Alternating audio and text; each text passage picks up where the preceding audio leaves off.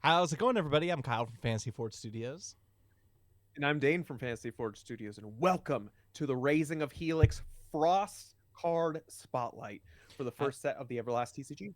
we will be going over all of the strategies and everything involved with all of the 17 cards in the Frost element, Mono Frost element. And as Dane had mentioned, we are going over the cards for the Raising of Helix. A quick overview.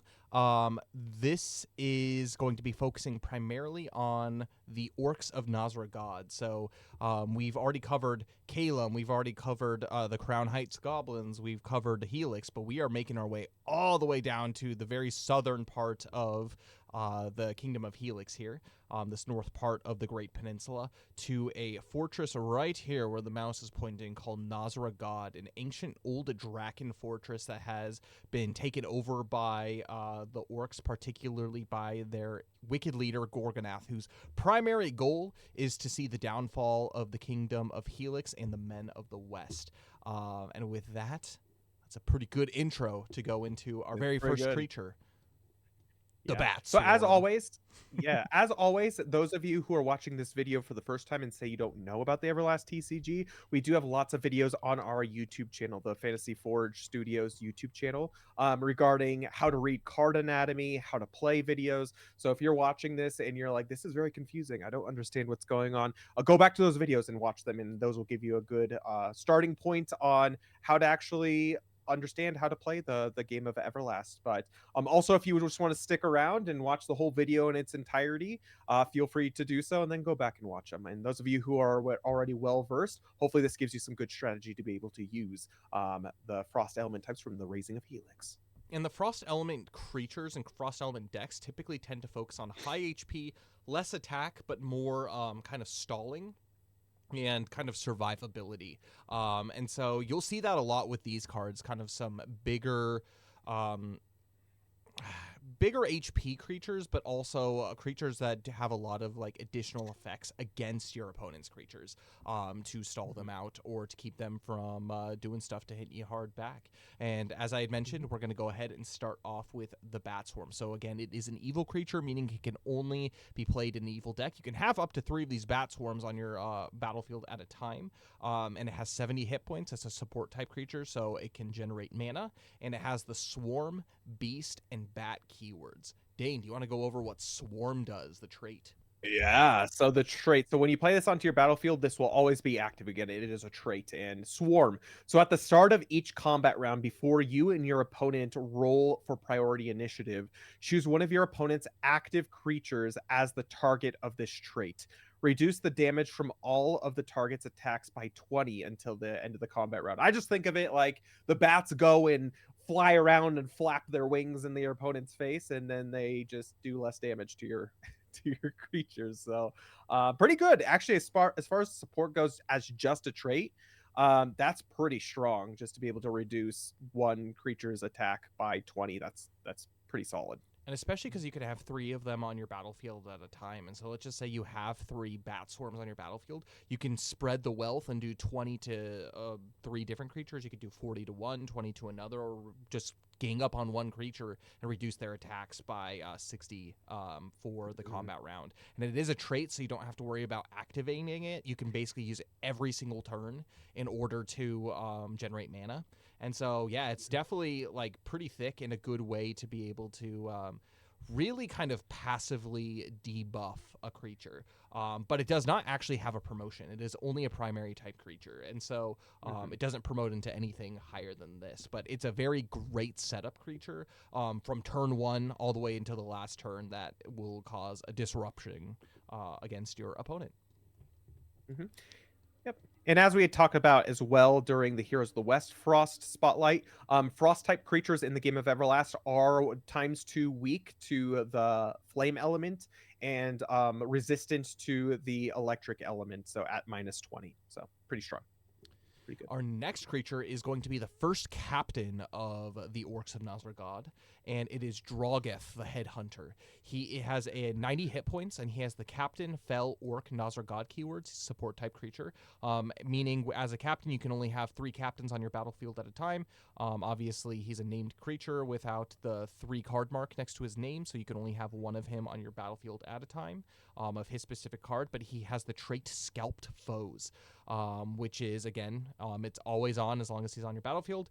Every time one of your creatures with the Fel keyword slays one of your opponent's active creatures, draw 3 cards. And so he's great in Fel decks, meaning any damage that you do, not damage, but any time you slay a creature, you're just drawing cards. And so he's a great, actually, engine for very killy decks that you have.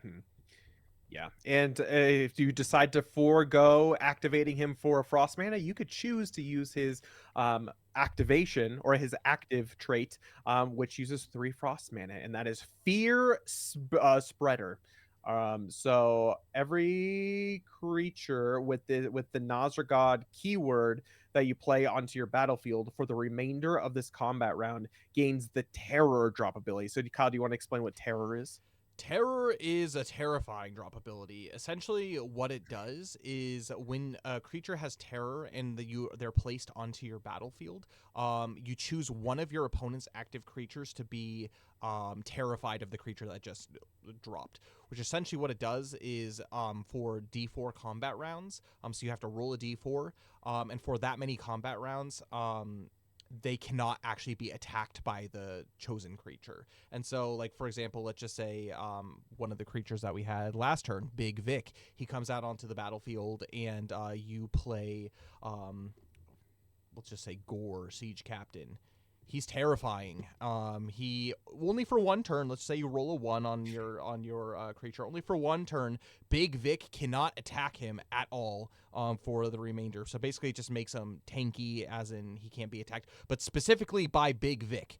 So it's only one creature that this effect applies to, but it's for every creature that you place. And so if there's one big threat in your opponent's battlefield that is really like scary, you can cause terror and have all of the creatures that you play onto your battlefield gain that. And so that could even be so for every creature with the Nazragod keyword. So that doesn't just mean primary type creatures. So you can only play one primary type creature from your hand onto your battlefield per turn. There's some other cards and synergies that maybe allow you to play other basically creatures onto your battlefield, but you can also promote. And so if you're promoting, like, for example, you'll see later you have your like Orc infantry. If you promote it to an Orc of Nazragod, they also gain terror for however long. And so it can really stack up if you decide to do this and you have like a good hand. You're like, all right, this is the time to spend the 3 mana and just make everything scary from your battlefild. So kind of a long-winded way to say that this is a pretty good ability to use almost at any time as long as you have the mana to be able to use it. And also the title there will be in the FAQ. It is Fear Spreader. So yeah, it's pretty good. And not the speeder. Actually, that's a good thing to point out. Yep. Cool. Yeah. Which brings us to Gore, the Orc Siege Captain. He's a cool bean.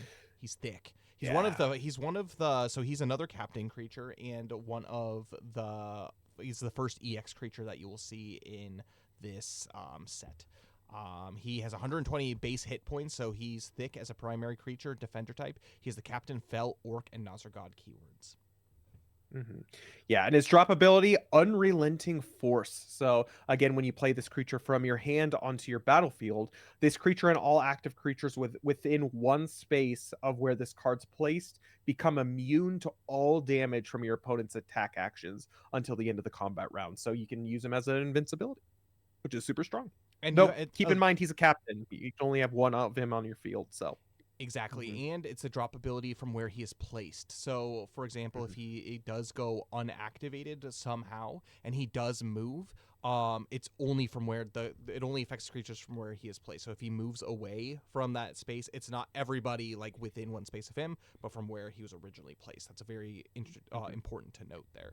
But then that goes to Yep. his activate ability, which is the Clobber Cut, which has 3 frost mana and 60 damage to one target, and has the additional effect: discard the top card of your opponent's deck. So, kind of a little Hmm. bit of trolley a way to mill your opponent's deck out. Hmm. Yeah, very strong. That HP is scary for a primary. Whew. Yeah, it is. Whew. But he promotes into Gore, Orc Siege Captain EX. So, as mentioned, EX creatures, they are stronger versions of, yeah, they're basically just they're big. As you can see, 170 HP, all that kind of stuff. He's got the villain keyword, all that. Captain, Fell, Orc, Nazir God. Villains, you can only have one villain on your battlefield just at a given time. And since he has the captains, that's one of your 3 captain spaces as well. But yeah, if he is slain by your opponents by attacks, you take 1 point from your life point total, and so it's an Hmm. incentive. Although he's thick, so he's going to be surviving a lot of attacks most likely. But yeah, do you want to go Hmm. into his siege pressure trait? Yeah, so his trait siege pressure. So as long as he is on your battlefield, this is always active. So your opponent cannot have more than 5 cards in their hand. If your opponent has more than 5 cards in their hand, they must immediately discard cards until they have 5 cards in their hand. So again, controlling your opponent's hand is super strong. So while he's out there, you can't have a big hand. You have to discard until you got 5 cards. So Mm-hmm. that's pretty strong. Yeah, there's a couple arts that like help you to increase your hand size. There's some drop abilities traits that also help to increase your hand size, things like that. But he really does put on the siege pressure. But he has the Hmm. activate attack action for 2 frost mana. He has the bloodied blade, which is 50 plus to one target. If the target does not have maximum hit points, this attack does 40 more damage to the target, and Hmm. so it has the potential to do 90 for 2 frost, which actually is very strong for as far Hmm. as like mana cost. Yeah, for mana cost. And then he Hmm. has the EX activate. Yeah, his EX activate. 3 frost mana, but it's very strong. Again, he can only use this once per game with this creature. So sheer power. If to the primary type creature, if we're looking at the distribution, so the creature in the middle will take 100 damage, which is huge damage. Even for 3 frost mana, that's huge damage.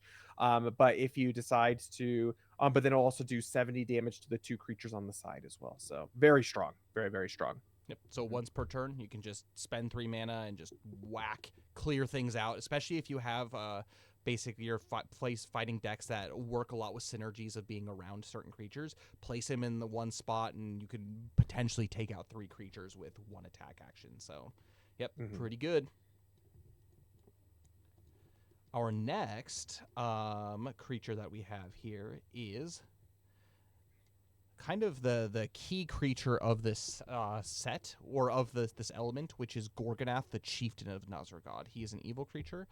He has 100 hit points, so he's not as thick as Gore, his brother, but he is an attacker type creature, so that would make more sense. He has the Captain, Fell, Orc, and Nazargod keywords, and his drop ability is Chieftain of Nazargod, which is when you play him from your hand onto the battlefield, rotate all of your creatures with the Nazargod keyword in the activated position into the unactivated position. So he's really good for saving him for maybe like your one primary creature that you play on your turn in the movement phase. If you already gained a lot of mana, if you have a lot of support creatures, you can unactivate them Mhm. all by playing them onto your field, and then you could use either their activate abilities, or you can activate them again to just get more mana.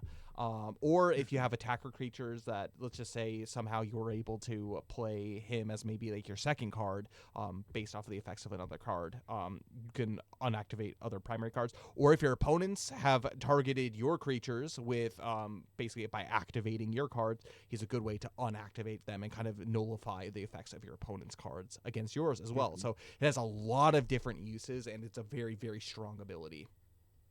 Mhm. Yeah, definitely a game changer for sure. And then during the attack phase, you can use his attack activate for 2 frost mana, Legion Axe for 60 damage to one single target creature. And then the additional effect is rotate the target into the activated position. So especially if you go first, say you happen to roll first, this could be very, very strong. You could really disrupt your opponent in their attack phase. So not only you're doing 60 damage, but you're also activating them, making that sure that they are unable to use their activate during their attack phase. So very strong. Especially for only 2 frost mana, it's pretty strong. Yeah, it's pretty good.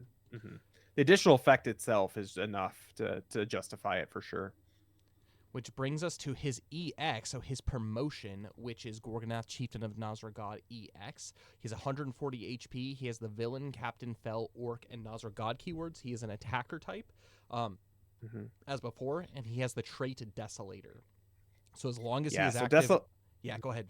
Go ahead.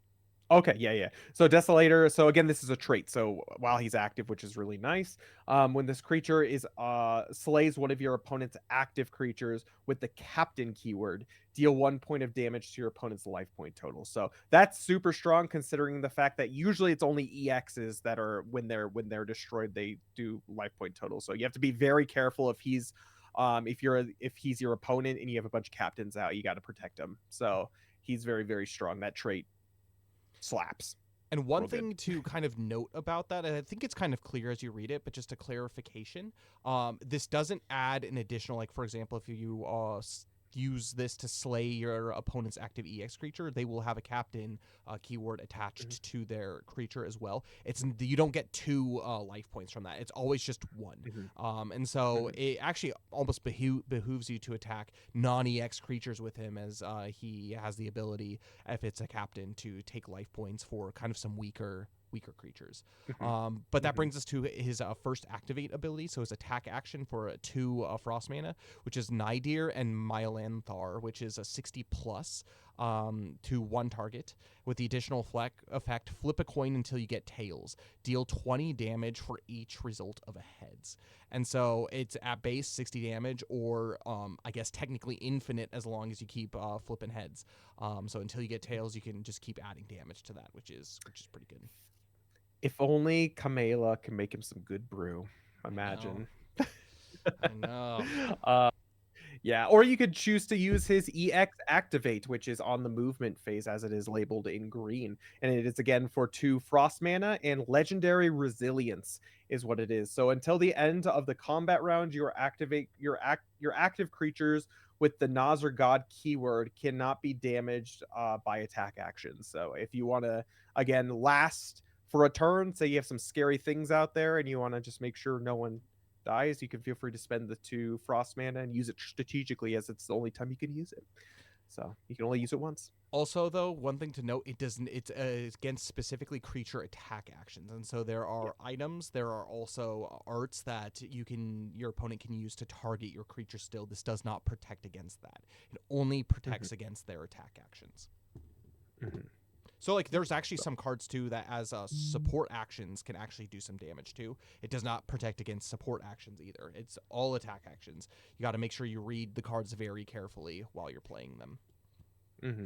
But that brings us into our kind of more elite units, which starts with the Nazargod Ogrekin. They have 90 hit points, and then they have the Monster Fell, Ogre, Orc, and Nazargod keywords, and they are attacker-type creatures. They have the trait Stoneflesh, so this creature cannot be damaged by the effects of your opponent's arts, drop abilities, or traits. And so basically he can only be attacked by attack actions, or I guess support actions as well. So he's basically, if you have a bunch of creatures that like throw down preemptive strikes as the drop ability, he is immune to those. He can't even be targeted by it. I guess he could be targeted, but he just won't be damaged by it. Things like that. So he's a little bit thick, but if you pair him with the Gorgonath legendary resilience, like he is going to be invincible essentially for the most part. Yeah, especially for an attacker type creature too. That's a pretty strong trait defensively for sure.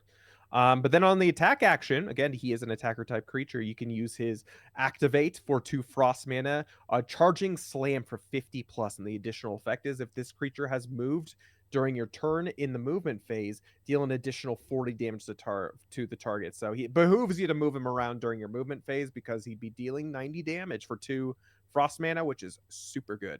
So yep. One strong. Thing to note about him is you can only have 1 of him on your battlefield at a time. He does not have the 3 card mark. So You cannot just stack your battlefield with these guys. He is kind of one. He's not a captain, so you can have. He doesn't count towards your captain total, but he's kind of more, as I had mentioned earlier, more of like an elite unit. Mm-hmm. Which brings us to our very first creature that has the 3-card mark, which is the Nosragod Orc Brute. He has 100 hit points. He's a Fel keyword, Orc keyword, Nosragod keyword, and he's a defender type creature. He has the Sprinter trait, which this creature can move 1 space during your turn in the attack phase, which is really good. Basically, once at the end of the movement phase, most creatures are set where they are, especially if you are going first in the combat initiative order. You can see how your opponent has kind of set their defensive lines for the attack round, and then you can move him 1 space during that point. And so that doesn't like count towards his already 1 movement. He can move basically once during the movement phase, and then 1 additional during the attack phase. So it's really good. Yeah, especially in playtesting, how many situations would it would be so nice to be able to move, especially if you go first, based off of like responding to your opponent's movement phase. It's super clutch. And if you decide you want to attack with him, feel free to spend 4 frost mana. It's hefty, but hey, you're dealing 70 damage with Orc Battle Axe to 1 unit. So hefty, but it can hit hard. So. I think for him, where the pressure comes in with him is the threat of his trait. Basically, it's like you have to cover your bases because he will pick at your basically defenses and the weak spots. So you can spend 4 frost mana to do to attack a creature that maybe is like weak, or you can spend 4 frost mana to attack your opponent's life points, which if it's late in the game and every life point counts like towards that stage, like it's enough of a threat to like make him dangerous even with the hefty mana cost. And that brings us to the Ogre of Nosragod. And so he is another monster in this deck, which essentially he has the 120 hit points, so he's thick. He's got the Monster, Ogre, and Nosragod keywords. He's a defender type creature, and he has the Blubbery Mass trait, which essentially what that does is any damage done to this creature from your opponent's promoted type creatures is reduced by 50 damage. And so that's, again, keywords, words are important. Promoted type creatures, so it does not reduce primary type creature damage against him.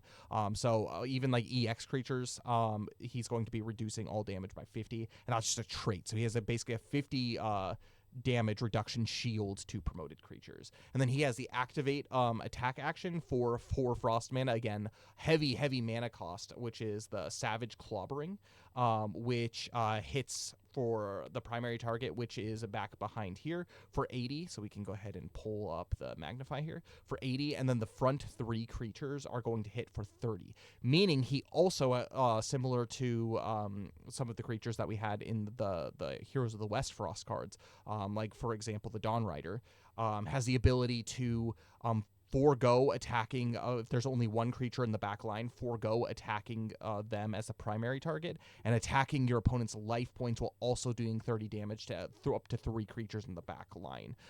Again, that's kind of a niche situation that you can use him to do damage to life points and 30 to your opponent as well. But for example, if there is basically only 1 creature that's not in the back line as the primary target, it's not going to, there's no creatures to skip over, so it's just going to be the 80 damage. And so definitely something to think about, something to note. And welcome back, bro. But that is the Ogre of Nosragod.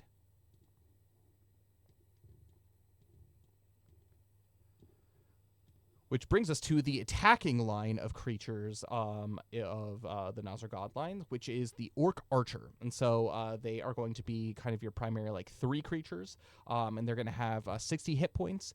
They have the Fel, Orc, and Nosragod keywords. They have the attacker typing, and they have the drop ability Support Fire, which is when you play them from your hand onto the battlefield. If you have fewer active creatures on your battlefield than your opponent, draw 3 cards. And so, again, it's a really nice way to be able to get some draw power with kind of a little bit more of a kind of like niche use as opposed to like the Helix Archer, which the Helix Archer has basically just draw one card. So if you have fewer active creatures, this is a good more like play from behind card to be able to get more cards in your hand, which is nice.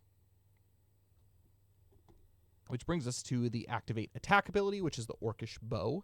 For 2 frost mana, it's just a simple damage, 30 damage to the primary, and then 20 damage to the secondary primary targets. So, yeah, the kind of AoE spread attack damage does add up over time, so it's pretty good being able to target creatures that are directly behind as well.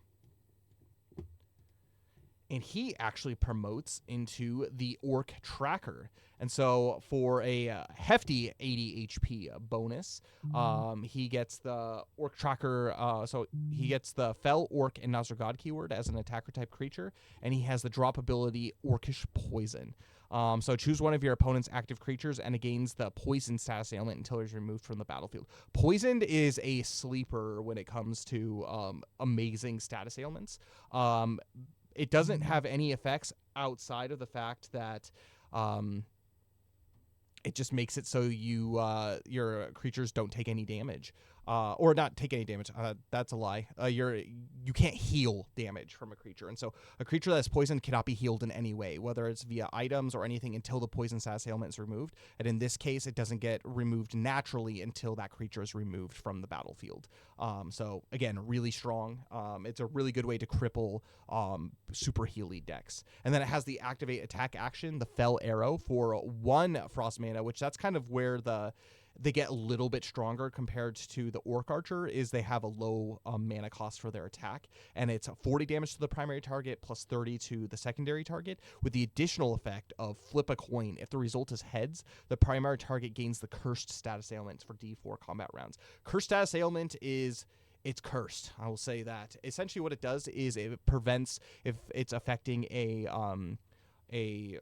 support type creature, they cannot be activated to generate mana. If it's targeting an attacker type creature, their movement is reduced by 1, and so they only can move 1 during the combat round. And if it's attacking a defender type creature, it basically makes it so they can't be moved into the guard position. And so it pretty much nullifies the benefits of the attacker, defender, and support typing.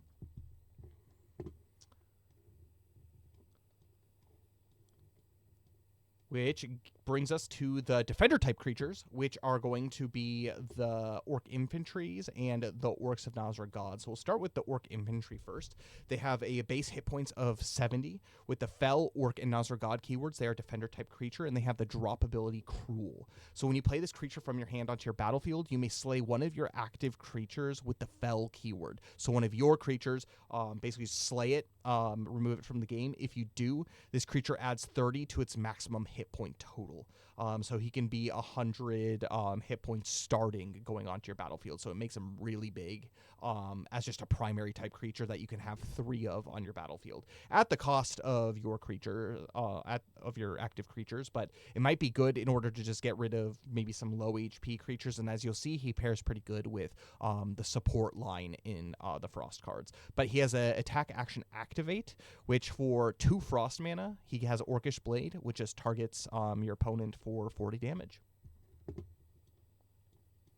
He promotes into the Orc of Nazir-God, which has the trait from the depths. But before we do that, he has 100 HP. He has the Fel, Orc, and Nazir-God keywords, and he's a defender type creature as well. He has the trait from the depths, so as long as he's active on the battlefield, if you have a field card named Nazir-God in play, and we'll talk about that in future episodes and what that does, but if you have the field card Nazir-God in play, reduce all damage done to this creature by 20. And so he gets thick. Not only does he get the buff from the previous Cruel drop ability if you utilize it to potentially have 130 total hit points, he reduces all damage by 20 as long as you have the Nazir-God field card in play, which is good. And then he has the Cold Blade for 1 additional mana. You'll see why. He does 50 damage, so only 10 more damage, but it has the second ability, Flip a Coin. If the result is heads, the target gains the frozen status ailment until the end of the combat round. And so, yeah, it's honestly one of those cards that is very trolly. It hits decently hard, maybe not super hard for a 3 frost mana, but that frozen is, again, it's a really strong ability that basically stops any of your opponent's creature dead in their tracks, essentially. And that also brings us to the main support line of creatures in this set, which is the Orc Slave. They have, they're 3, so you can have up to 3 of them. They have a base HP of 50 with the Fel, Orc, and Nazir God keywords. As I mentioned, they're a support creature. They don't have any activate abilities, but they do have the trait Back to Work. So if this creature is slain, draw 1 card and flip a coin. On the result of a heads, draw 2 cards instead, and shuffle this creature back into your deck. Discard all attached gear item cards, which is this actually card pairs very, very well with your Orc Infantry.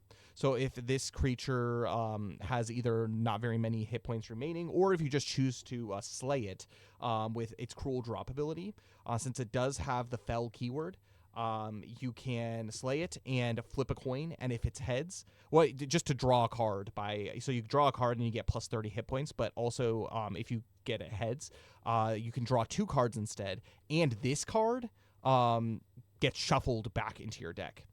This specific creature back into your deck. And so if it has any gear items attached, those still get discarded. But this creature gets shuffled back into your deck so you can use him later in the game. So very, very strong, actually, combo. And a good way to be able to keep your orcs with high HP. But he promotes into the Orc Peon. So if he does happen to survive and he doesn't get slain by your Orc Infantry early on, he can promote into an Orc Peon, which has 60 hit points, has the Fel, Orc, and Nazir God keywords, and he's a support type creature. He has the trait Skilled Labor. So when this creature is slain, draw 3 cards and flip a coin. So it's a stronger version of the Back to Work. And it says if the result is heads, draw 4 cards instead and shuffle this creature and all attached cards back into your deck. So not just the slave. So again, it actually benefits you to promote him into your Orc Peon, as it's a much stronger basically effect if he gets slain by, for example, your opponent or an Orc Infantry. And so it's pretty good. And then he has the support action for 1 frost mana, Stone Mining. Search your deck for an item card and add it to your hand, which any search in this game, especially if they are coming in clutch with an ability, especially for only 1 frost mana, if you're looking for one thing specifically in your deck, whether it's like Orc Grog or like something like that to heal, that's actually a very great way to be able to kind of almost farm those out of your deck. Is you have that ability to use the Stone Mining every combat round, potentially. Which brings us to our last 2 cards of the set. So again, this one is going to be another captain creature that you can have. It is a support creature, the Orc Taskmaster. He has 80 starting hit points, so that's really actually pretty bulky for a support creature. But he has the Captain, Fel, Orc, and Nazir God keywords, and he has the trait the Lord of the Lash. At any point during your turn in the movement or attack phase, you may flip a coin. If the result is a heads, rotate one of your active creatures with the Fel keyword from the activated position into the unactivated position. So this is probably going to have to be something that gets FAQ'd at any point during your combat or movement attack phase once per combat round. So you can't just constantly keep using this. Yeah, basically you can unactivate your creatures just as a trait kind of for free potentially each combat round. And so he has a pretty good passive trait to be able to help kind of do some extra stuff. So like, for example, on the support phase, you can do it to either like rotate your support creature into the activated position to generate mana. If you succeed on the Lord of the Lash trait ability, they can use, for example, this Orc Peon to not only generate mana, but also to search your deck for something. Or on the attack phase, you could use it potentially to, if you have the enough mana to do so, have a creature attack twice on the combat round. Which is good. And then his activate ability, which is support activate ability, is 2 for 2 frost mana, Orcish Lash. So until the end of the combat round, all of your active creatures with the Fel keyword add 20 damage to the primary target of their attack actions. So it's not quite as good as like the trait that the Standard Bearer has in the Heroes of the West set, but it's extra damage output. And so if you want to spend the mana, you can just pile on the damage potentially. But he's definitely what he's best known for is going to be his trait, Lord of the Lash. Which brings us to the last creature of the Razing of Helix Frost Element cards, which is the Warbat. He is a primary type creature. He does not promote from the Bat Swarm. He is his own creature.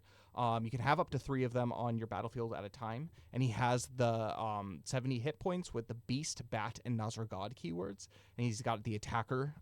He's an attacker type, and he has the Fly trait.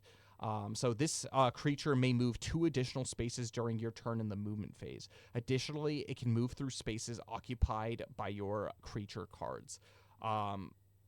One amazing thing about this is not only does he have 4 movement, but instead of having to move around creatures, you can cut through spaces that have, as long as like it's not the last space, because he cannot occupy a space by one of your opponents, by one of your active creatures, but he can move over instead of negating, so making it basically a nice even move, especially if you have 8 creatures and it's kind of plugged up. You can pretty much move him freely wherever you want.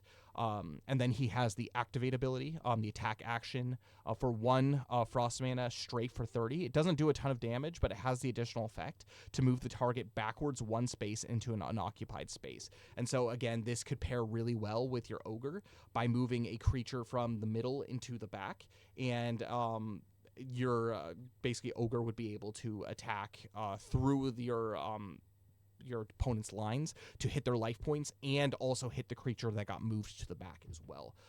So very dangerous, especially for 1 point. Like if you're moving creatures around your opponent's creature on the attack phase, it can free up spaces for them to just receive a lot of damage during the combat round, with also giving a little bit of trip damage, which is good as well.